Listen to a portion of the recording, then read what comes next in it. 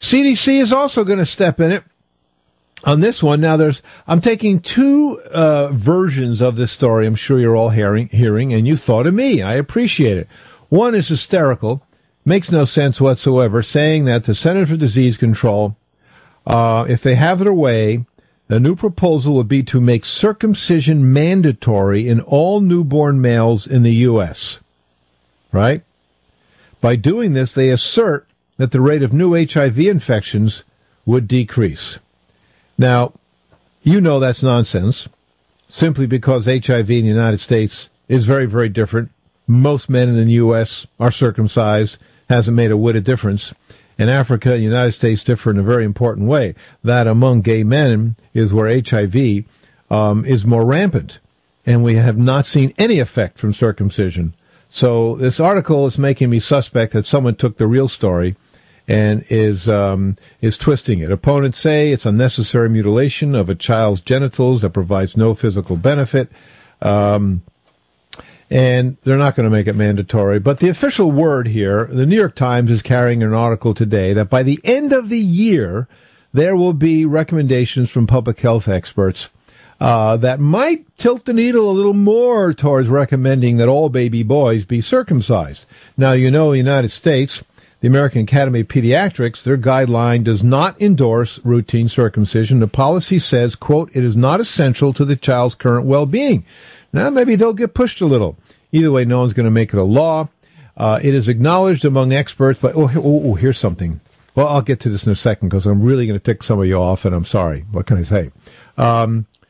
Experts, this is in the New York Times. Federal public health officials considering promoting circumcision for baby boys in the U.S. to reduce the spread of HIV. Of course, you know that's nonsense. This is now. You're going to do something, an operation on a child to possibly prevent something that is totally preventable 20-something years from now. It's nonsense. Nowhere, by the way, in any of these articles does anybody say what the function of the foreskin is. Now, we've done the studies to find the incredible sensitivity of that particular skin and how it relates to sexuality, but that's another story. They want to ignore that. It says here, this is the New York Times, but these experts also acknowledge that circumcision drive in the U.S. would not have a drastic impact. The procedure doesn't protect those at greatest risk here, men who have sex with men. So they admit that. Let's see. You know about all the Africa stuff. Experts acknowledge that although the clinical trials in Africa had positive results, the effects in the United States were likely to be more muted because the disease is less prevalent here. It spreads through different routes, and health systems are so disparate as to be incomparable. And, of course, most men in the U.S. are circumcised, so the effect would not be large. So they're kind of undercutting their own arguments.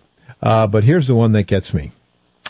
How do I do this without getting some friends very, very mad? You ready? Among speakers at the CDC's National HIV Prevention Conference in Atlanta, which is going to be happening right now, among the speakers is a physician from Operation Abraham, an organization based in Israel, named for the biblical figure who was circumcised at an advanced age according to the book of Genesis. The group trains doctors in Africa to perform circs on adult men to reduce the spread of HIV. Two things.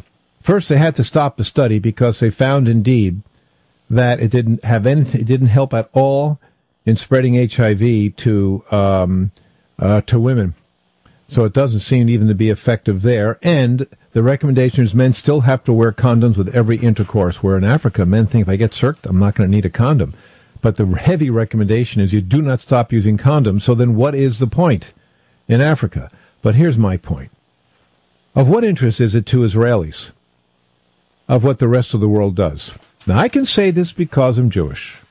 And I think when Jews stick their necks out here and become the world's most vociferous proselytizers for circumcision, when it is our particular religious right, it would be like Catholics telling me not to use birth control. I resent that.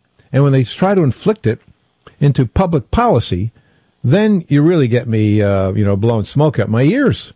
We have no business telling other people what to do. It's like telling other people not to eat pork, like telling other people not to drive their cars on Friday. It is not the place. And you understand the deep fear that Jews have about all this, because in World War II, They pull men's pants down. If they were circumcised, you went off to the concentration camp. So there's a deep scar there. And this is not said. I'm the only person you'll ever find that'll say this, will admit this, that Jews feel more secure among populations where people are circumcised. I know. It's only been 50 years, but nevertheless, the memory, I hope, will be long. Let's talk to Lauren. How you do, Lauren? Thank you so much for the time. I just thought you'd find it amusing that the 911, I'm sorry, not the 911 guys, the birthers, the Obama birthers, today the big question is, was Obama circumcised, to determine whether or not he was actually born in the United States. Oh, come on. No, I'm not. Lauren, lay out the argument. Was Obama circumcised to determine whether he's an American or not? Oh, this is fantastic. So let me hear the logic. I can't. You can read it yourself. You can go to croaksandliars.com. It was originally posted on the Free Republic site.com. They had a conversation on whether or not circumcision was a standard operating procedure at the hotel in Hawaii at the time. Wow. Oh, my Lord. How absolutely interesting. Has it come to this? So let's guess. So the logic would be that, well, first of all, let's talk about the truth here. After World War II, basically it was like bottle feeding. It was considered to be modern to, snip your kids. It was modern to use formula. It was old-fashioned. It was primitive to breastfeed a baby, to leave a baby intact. Of course, all that has changed. The rest of the world is in a whole different place. As you know, this is a uniquely American phenomenon, circumcision. So what I guess the birthers are saying is that if he's intact, then there's a good chance he's not a real American, because in that period in history, almost all American baby boys were circumcised, except for a variety of groups of people. First, people of color, poor people, depending upon where in the world your parents were from, et cetera, et cetera. And, what I'm surprised is they're not going the opposite direction, that if he is circumcised, that must mean he's a Muslim. Right? You could see that logic.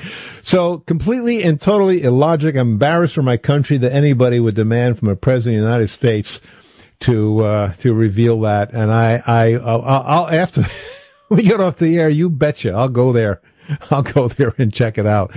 You piqued my interest.